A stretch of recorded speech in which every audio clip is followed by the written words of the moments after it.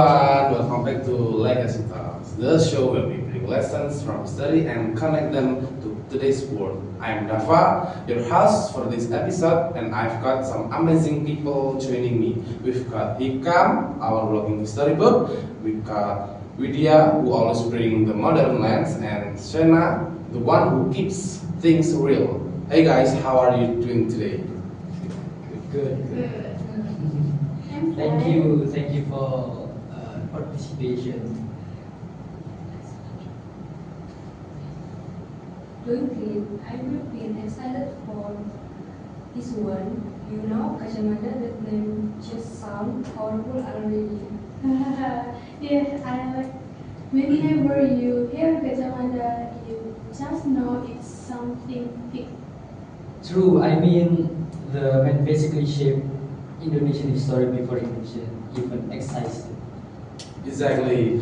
And that's what makes today's topic so special. We're asking the big question, Gajah Mada leadership and governance, are his principles still relevant today? We'll talk about who he was, what made him great, and what we can learn from his leadership today in this crazy modern world. Love that story meeting real life. That's my favorite king of talk. Yeah, same. I like when history feels alive, not just something we memorize for exam. Then you're in the right place, Sena. Alright, let's start from the beginning. Okay, Hikam, you're the expert here. Let's take a trip back in time. Who exactly was Gajah Mada and why is he so iconic? Alright, so let's rewind about 700 years to the 14th century. We're in the golden age of the Majapahit Empire, one of the biggest and most powerful kingdom in Indonesia. In Southeast Asia, sorry. Now, Gajah Mada wasn't a king; he was a Majapahit or prime minister serving under King Hayam Wuruk. But what's special is that he didn't come from royal blood. He rose to power purely through talent, loyalty, and discipline. So basically, commander who became one of the most powerful men in the kingdom. Exactly. He started as a soldier and worked his way up. Kind of like from zero to hero. But what made him stand out was how he led. He was a mix of strategist, diplomat, and visionary. And then there is Sumpah right? That legendary food. Yes, he swore he wouldn't taste any pleasures. No speed, no comfort until he united the entire Nusantara. It wasn't just dramatic, it symbolized discipline and purpose. That's why imagine saying no Netflix until I solve national unity. Yeah, I don't probably last like 2 days. No coffee for unity? Impossible. That's the thing, it's extreme but it shows his mindset, total dedication. He believed leadership wasn't about status, it was about service and sacrifices. That's a huge contrast to how we often see leadership today. He led through commitment, not comfort. And what's cool is they did not use fear to control people. He used diplomacy, communication, and strategy. He brought kingdoms together instead of destroying them. That's actually beautiful. He was not just building an empire, he was building unity. Exactly, and maybe that's why history still sticks with us. He didn't just lead people, he inspired them. So let's dig into the bit more calm. What were the main principles that made Gajah Mada such a strong leader? There were three big ones: discipline, loyalty, and unity. He believed a leader must first master himself before leading others. That's so true. If you cannot control your own ego, emotion, or habits, you cannot express others to follow you. Exactly. Discipline is the foundation it builds truth. Right, and his discipline was legendary. Like he literally denied himself pleasures until his mission was done. That's not easy. I think that kind of discipline keeps people when in your leadership. When people see your consistency, they start to believe in your vision too. Yes, and that's how he gained loyalty to not demanding it. And speaking of loyalty, his was not good loyalty to the king, right? It was loyalty to the vision of a united Nusantara. Exactly, that's what makes it powerful. He didn't serve for personal gain. He served an idea, something bigger than himself. That's the kind of loyalty that keeps a nation together. Honestly, it's rare even now. Many people are loyal to people, not principles. Right. It's easy to be loyal when things are good, but Gajah Mada stay loyal through challenge. And then there's the unity. The word we hear so often, but rarely live by. Unity was his ultimate mission. The archipelago back then was full of rival kingdoms. But he used strategy and negotiation to make them part of one big network Majapahit. He didn't erase their identity, he embraced diversity. That's deep. It's like saying unity does not mean same as in means harmony. Exactly. You can be different but still move toward the same goal. I love that. That kind of leadership, inclusive and visionary, that's what's make him timeless. Okay, let's get real for a second. If Gajah Mada were alive today in 2025, do you think his leadership style would still work? Honestly, yes, but I don't work different. He don't probably be the calm with CEO who does not tweet, but everyone listen when he speaks. Haha, yeah. He be the one saying less drama, more result. And he definitely not survive social media. People vote twice his Sumpah Palapa into memes by day one. Haha, hashtag no spice challenge. Yes. Unite or die trying. But seriously, his values, integrity, unity, commitment, they still what every leaders need today.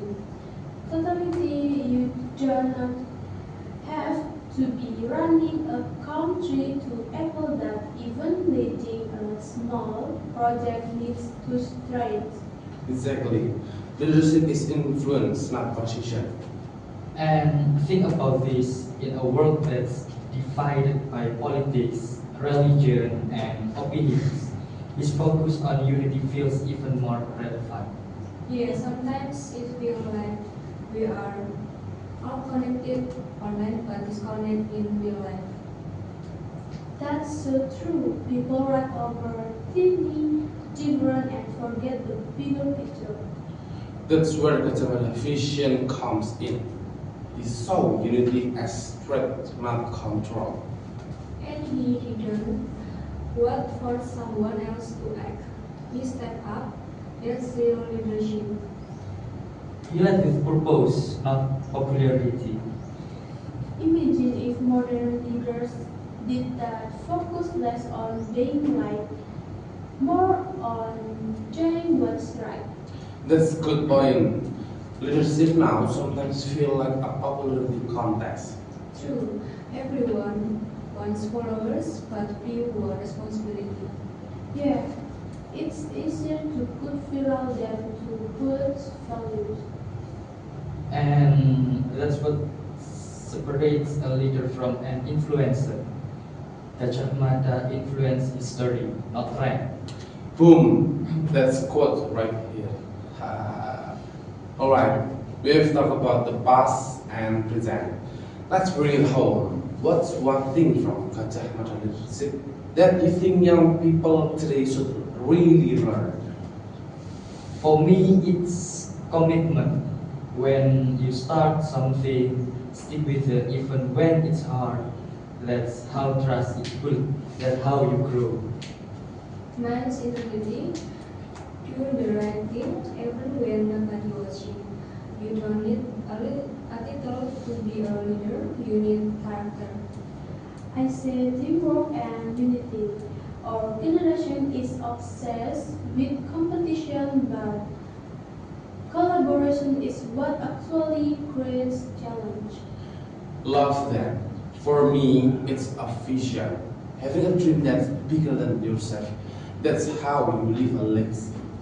Exact, It's beautiful. Without vision, leadership is just motion without direction. exactly. Leadership isn't about control. It's about clarity. And maybe humility to Gajah Mada had power but never lost his sense of purpose. That's why his name still stands centuries later. He didn't lead for fame, he led for the future. That's the kind of leadership the world needs right now. Alright, friend, this was such a meaningful talk. We've unpacked not just history, but leadership, the kind that still speaks to us today. Gajah Mada legacy wasn't about titles or wealth. It was about discipline, loyalty, unity, and vision. Exactly. His story reminds us that great leadership always starts from within. You can lead others if you can lead yourself. And that's something people often forget. Leadership isn't a position, it's a mindset. True, and even in today's digital world where everything changes so quickly, those our values still matter. Discipline keeps us focused, loyalty keeps us grounded, and unity keeps us moving forward together. Yeah, and I think that's the best part. You don't have to be a role of a CEO to lead. You can show leadership in small things, help friends, staying honest, staying consistent. That's how real influence starts. That's so true. Leadership isn't about being the loudest voice in the room, it's about being the calmest one with purpose. And Gajah Mada showed us that centuries ago, he didn't chase power, he chased progress. And look where that took him from an ordinary soldier to one of the most respected figure in Indonesian history. That's the power of vision and commitment. Honestly, I think that's something we all need, right? No leaders who don't just command but connect. People will serve, not just rule. Exactly, because leadership is not just about success, it's about significant, leaving something meaningful behind, just like Gajah Mada did. Well said, everyone. I think that's the real takeaway that legacy isn't built in one lifetime. It's built through values that outlive us. And if we can live even a small part of those values, discipline, loyalty, unity, and vision, we're already continuing history. Beautifully, but Dava, maybe that's why Gajah Mada's story still feel alive. Because it reminds us that timeless values never fade. They just evolve with us. Oh no, agree more, we just need to keep them alive in how we live, how we act, how we treat others. And maybe that's how we honor him, not just be remembering his name, but by living his spirit. Perfectly shaped everyone. And to our listener, thank you so much for joining us on Legacy Talks. We hope today's discussion gave you something to reflect on, not just about history, but about yourself. Don't forget to like, share, and subscribe to keep learning from Indonesian's timeless wisdom. Until the next time, stay inspired, stay grounded, and live with purpose. Thank you for listening and goodbye. Bye.